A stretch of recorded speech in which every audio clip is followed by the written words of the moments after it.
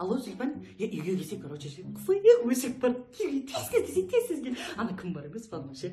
Мақұл енді өзің көр давай. Ойбай, зорға жетіп отыр адам, не өсек, не отыр?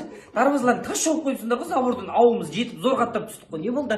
Өле, жет кепсің ғой. Мына Аликошпенмен шығамай отыр, мен аптекаға бардым, балаға подгузник, влажный салфеткасымен. Бірақ именно Симба Бэби дегенде кеш, сол вообще аллергия бермейді. Мынандай қазақстандық өнімдер шығып атқан, жұмсақ күшті мақтадан жасалған.